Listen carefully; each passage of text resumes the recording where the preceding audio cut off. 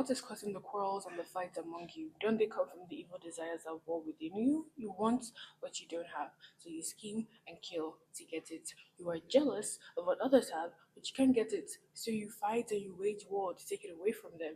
Yet you don't have what you want because you don't ask God for it. And even when you ask, you don't get it because your motives are all wrong. You want only what will give you pleasure. That's James 4, guys.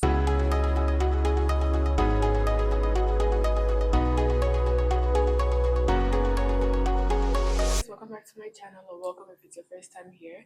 Today is day 3 of the November challenge, where I'll be posting every single day till the end of November. And as you can see by the thumbnail slash title, we're going to be talking about how Christians should deal with their own sin and guilt.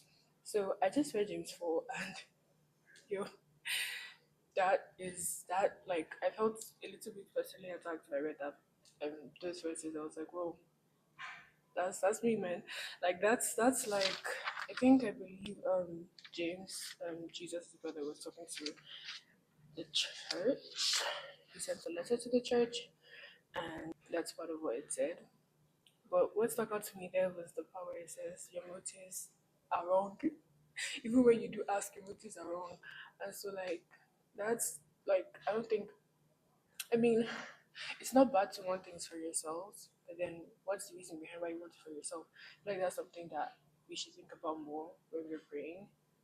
Pray sincere prayers. We talked about this on day 1.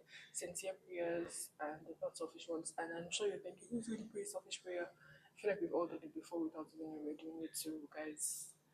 Let's have that at the back of our heads when we're praying. I'm going to continue reading the other verses and then we're going to talk about it very briefly. So from verse 4 to 10 of James 4 says, you adulterers, don't you realize that your friendship with the world makes you an enemy of God? I say it again, if you want to be a friend of the world, you make yourself an enemy of God. What do you think the scriptures mean when they say that the spirit God has placed within us is filled with envy? But he gives us even more grace to stand against such evil desires.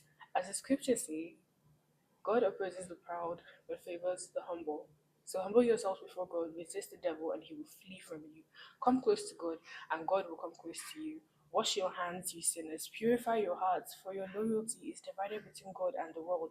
Let there be tears for what you have done. Let there be sorrow and deep grief. Let there be sadness instead of laughter, and gloom instead of joy.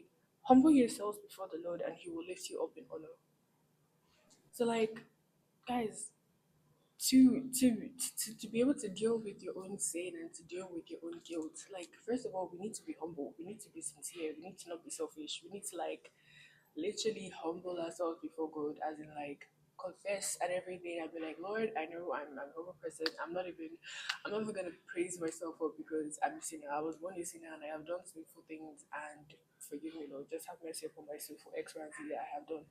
Like, just we talked about this in the last video too. Just humble yourself before the Lord. Humble yourself before the Lord. And the other point, the other verse that like hit me was where it says like you resist the devil and he will flee from you. It reminded me of the verse in I think First Corinthians 6, where it says that we should flee from sexual immorality, because like I think that's the only like temptation in the Bible that it says to flee from, as in like pick up your slippers and be running. Like you do not want to joke with sexual immorality, because it is like when it comes to the flesh, the things of the flesh, yo, like it can be crazy. I'm even to that, right? It can be crazy. So it says to literally flee from sexual immorality, and here it says to resist the devil, and he will be the one to flee from you. As in like, but it can be this. We're going to talk about this in another video because it can be hard. Resist the devil.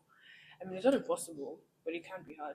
But if you resist him, he will flee from you. As in, like, this one is a child of Most High. I cannot mess with this one. No, you cannot.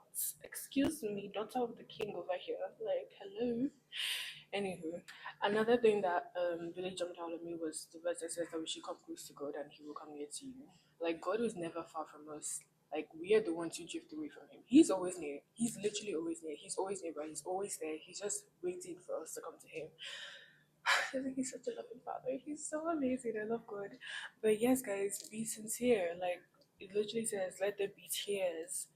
Let there be sorrow, like sadness. Like, actually come to God humble, like just humble yourself before the Lord. Just be sincere. Like don't try and act all prideful and like you know what's up because you really don't. You're not good. You really don't. So be sincere. Be sad. He's not saying that he wants you. James isn't saying like I want you to be sad. Like no, he's just saying like be true to yourself and be true to God, because God already knows what's in your heart. He already knows what you're thinking and everything. So you're really deceiving yourself. You can deceive God. So be true to yourself and yeah, humble yourself before the Lord, and He will lift you up. Anyway, that's all I have for you guys today. I will see you tomorrow for day 4. Don't forget to subscribe, turn on your post notification buttons, leave comments down below, and share to your friends and family. Bye.